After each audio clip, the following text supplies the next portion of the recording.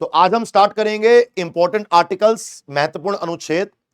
आपके एग्जाम के लिए ये बहुत जरूरी है क्योंकि आर्टिकल्स हर एग्जाम में आते हैं। थोड़ी स्पीड से कराऊंगा जिससे कि मैक्सिमम आर्टिकल्स हम कवर कर सकें। पहला क्वेश्चन, भारत में वोट देने के अधिकार की बात इन चारों में से कहां करी गई है? आर्टिकल 326 में करी गई है। 312 ऑल इंडिया सर्विसेज की बात करेगा, 324 चुनाव आयोग की बात करेगा और 330 लोकसभा में आरक्षण की बात करेगा। अगला आइए नेक्स्ट, भारत के संविधान में राष्ट्रपति की शपथ की बात, भारत के संविधान में राष्ट्रपति की शपथ की बात इन चारों में से कहां करी गई है? आर्टिकल नंबर 60 में करी गई है। शपथ की बात 60 में है, 61 में महाभियोग की बात है और 72 में क्षमादान की बात है। 75 में कहा गया है कि राष्ट्रपति प्रधानमंत्री को अपॉइंट करेगा। अगला आइए नेक्स्ट, अनटचेबिलिटी, अस्पृश्यता की बात इन चारों में से कहां करी गई है? आर्टिकल नंबर 7 में अस्पृश्यता की, अनटचेबिलिटी को दूर करने की बात करी गई है। 18 में एबोलिशन ऑफ टाइटल, उपलब्धियों के अंत की बात करी गई है।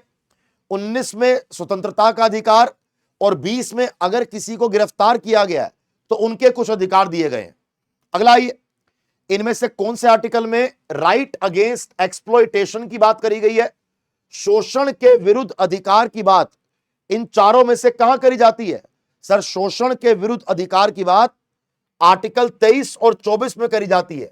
Right answer is B, article 23 और आर्टिकल 24। कौन सा अनुच्छेद धार्मिक मामलों के प्रबंधन की स्वतंत्रता से संबंधित है? इन चारों में से freedom to manage religious affair हमें कहां देखने को मिलते हैं? भाई 25 से लेकर 28 रिलीजियस फ्रीडम की बात करी गई है। तो right answer is article number 26। Right answer is article number 26। 371 जी में इन चारों में से किसकी बात करी गई है? 371 जी में मिजोरम की बात करी गई है। Right answer is C, Mizoram is the correct answer. अगला आइए, आर्टिकल नंबर 32। आर्टिकल नंबर 32 संवैधानिक उपचारों की बात करता है, कॉन्स्टिट्यूशनल रेमेडीज की बात करता है। अगर मैं इन चारों की बात करता हूं तो ये कौन से पार्ट में आएगा? आर्टिकल 32 फंडामेंटल राइट के अंदर आएगा। तो right answer is part number 3। भाग नंबर 1 संघ तथा संघ के क्षेत्र की बात करेगा, भाग 3 फंडामेंटल राइट की बात करेगा, भाग 2 नागरिकता की, भाग 4 डीपीएसपी की बात करेगा। कौन सा आर्टिकल कहता है कि भारत का एक राष्ट्रपति होना चाहिए? कौन सा अनुच्छेद या कौन सा आर्टिकल कहता है कि भारत का एक राष्ट्रपति होना चाहिए? आर्टिकल नंबर 52 कहता है कि there shall be a president of India. Article number 51 अंतरराष्ट्रीय शांति की बात करता है डीपीएसपी के अंदर। 40 विलेज पंचायत की बात करता है डीपीएसपी के अंदर। 78 प्राइम मिनिस्टर के फंक्शन, प्राइम मिनिस्टर की ड्यूटीज की बात करता है। अगला आइए नेक्स्ट, कौन सा आर्टिकल कहता है कि चीफ मिनिस्टर को गवर्नर के द्वारा अपॉइंट किया जाएगा? ऐसा है गुरु, 75 नंबर का आर्टिकल कहता है कि पीएम हो या कोई केंद्र का मंत्री हो तो इनको राष्ट्रपति अपॉइंट करेगा, इनको राष्ट्रपति अपॉइंट करेगा। 164 कहता है कि चाहे तो सीएम हो या कोई केंद्र का मंत्री हो, इनको राज्यपाल अपॉइंट करेगा, इनको राज्यपाल अपॉइंट करेगा। 164 नंबर आर्टिकल। अगला आइए, यूपीएससी की स्थापना इन चारों में से कौन से आर्टिकल के अंतर्गत करी गई है? यूपीएससी की स्थापना इन चारों में से आर्टिकल नंबर 315 में करी गई है। Right answer is B, 315। कह रहा है यूपीएससी के मेंबर की अपॉइंटमेंट, यूपीएससी का अगर कोई सदस्य है, यूपीएससी का अगर कोई मेंबर है तो उसको राष्ट्रपति के द्वारा अपॉइंट किया जाएगा। कितने समय के लिए? या तो 6 साल के लिए या फिर 65 साल की उसकी रिटायरमेंट की एज होती है। Right answer is article number 316। 312 all India services की बात करेगा, 315 यूपीएससी की स्थापना की बात करेगा और 326 वोट देने के अधिकार की बात करेगा। अगला आइए नेक्स्ट क्वेश्चन, कह रहा है कि जीएसटी काउंसिल की बात इन चारों में से कहां करी गई है? आर्टिकल 279 ए में जीएसटी काउंसिल की बात करी गई है। फंडामेंटल राइट की बात इन चारों में से कहां करी गई है? अगर मैं फंडामेंटल राइट की बात करूं तो फंडामेंटल राइट को हमने अमेरिका यूएसए से बोरो किया है, भाग नंबर 3 में है, और 12 से 35 बात करी गई है। अगला आइए, ऑर्डिनेंस पावर, गवर्नर के पास अध्यादेश जारी करने की शक्ति होती है? बिल्कुल होती है। गवर्नर के पास अध्यादेश जारी करने की शक्ति आर्टिकल नंबर 213 के अंदर होती है, जबकि 123 में अध्यादेश जारी करने की शक्ति राष्ट्रपति के पास होती है। 72 में राष्ट्रपति क्षमादान की बात करता है, वहीं 161 में राज्यपाल क्षमादान की बात करता है, पार्डनिंग पावर की बात करता है। But right answer is C.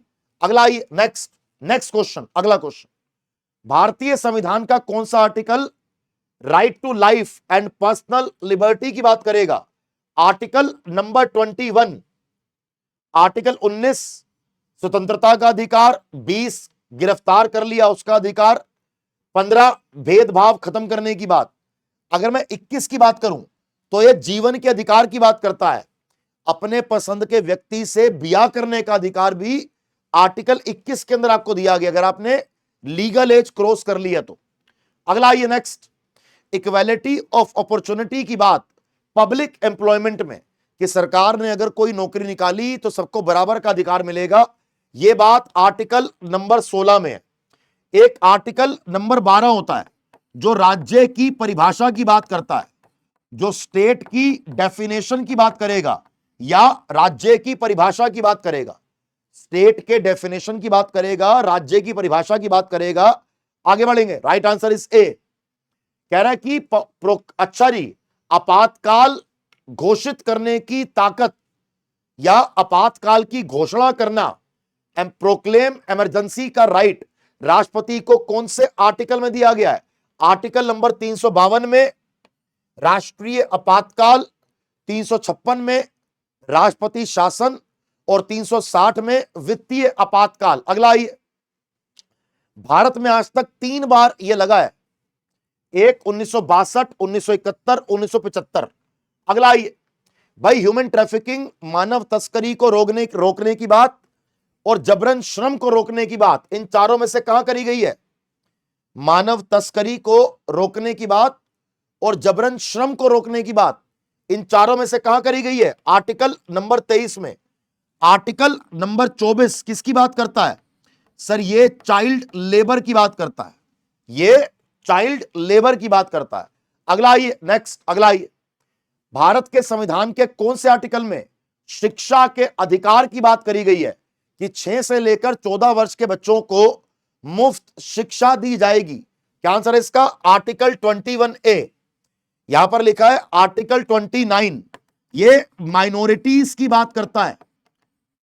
Article 43B, ये कोऑपरेटिव सोसाइटीज यानी कि सहकारी समितियों की बात करता है, ये सहकारी समितियों की बात करता है। Right answer is D. अगला ही, next, attorney general of India को इनमें से किसके द्वारा अपॉइंट किया जाता है? आर्टिकल नंबर 76 में अटॉर्नी जनरल ऑफ इंडिया दिया गया, इसको भारत के राष्ट्रपति के द्वारा अपॉइंट किया जाता है। एक होता है एडवोकेट जनरल ऑफ स्टेट, उसका आर्टिकल होता है 165, उसको राज्यपाल अपॉइंट करता है।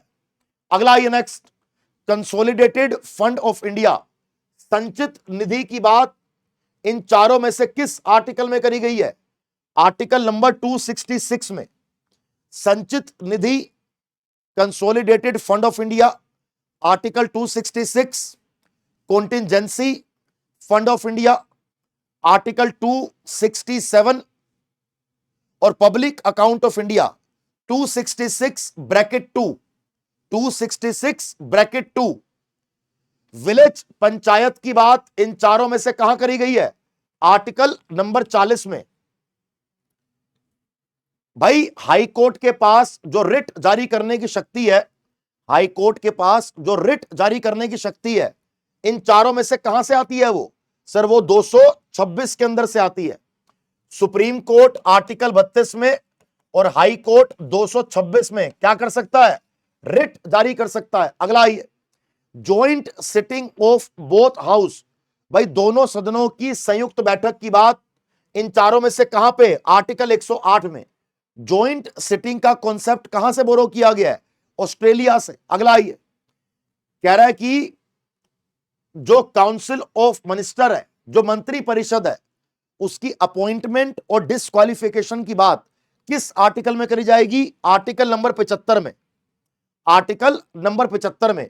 61 में महाभियोग, 72 में समाधान, 74 के अंदर मंत्री परिषद और अपॉइंटमेंट की बात 75 में। कह रहा है कि पार्लियामेंट के पास शक्ति होती है मौलिक अधिकारों के संबंध में कानून को बनाने की। यह कहां होती है? Right answer is article number 35। Right answer is article number 35। अगर मैं आपसे गवर्नर की शपथ की बात करूं, अगर मैं आपसे गवर्नर के शपथ की बात करूं, तो गवर्नर के शपथ की बात इनमें से कहां करी गई है?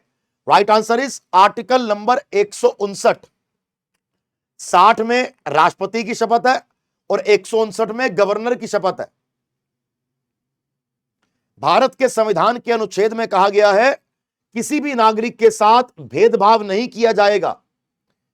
आर्टिकल 15 में कहा गया है कि भेदभाव नहीं किया जाएगा। रेस, कास्ट, सेक्स, रिलीजन और जन्म के स्थान के आधार पे, इन बेसिस पे किसी के साथ आप भेदभाव नहीं कर सकते। अगला आइए, कौन सा आर्टिकल चुनाव आयोग की बात करता है? कौन सा आर्टिकल इलेक्शन कमीशन की बात करता है? राइट आंसर इज 280 चुनाव आयोग। गलत, एकदम गलत। 280 फाइनेंस कमीशन की बात करेगा, वित्त आयोग की बात करेगा। 324 इलेक्शन कमीशन की बात करेगा। Right answer is C 324। भारतीय संविधान के निम्नलिखित में से किस अनुच्छेद में मौलिक कर्तव्य की बात करी गई है? अगर मैं आपसे 51 की बात करूं, अंतरराष्ट्रीय शांति की बात करेगा। 21A शिक्षा के अधिकार की बात करेगा। 300A संपत्ति के अधिकार की बात करेगा। 51A फंडामेंटल ड्यूटीज की बात करता है। 51A फंडामेंटल ड्यूटीज की बात करता है। समझ गए भैया? ध्यान रखेंगे इसको। तो इसी के साथ साथ हमारा सेशन, हमारी क्लास यहां पे खत्म हो जाती है। अगर आपको ये क्लास देख के, सेशन देख के मजा आया हो तो एक बार सारे बच्चे हमारी क्लास को बेटा जरूर जरूर लाइक कीजिएगा, हमारे चैनल को जरूर सब्सक्राइब कीजिएगा। और आप क्या चाहते हो कि नेक्स्ट टॉपिक कौन सा कराया जाए, उस टॉपिक को कमेंट बॉक्स में कमेंट करके मेरे को बताइएगा। मैं आपके कमेंट पढ़ूंगा और आपको वो टॉपिक कवर करा दूंगा। जय हिंद।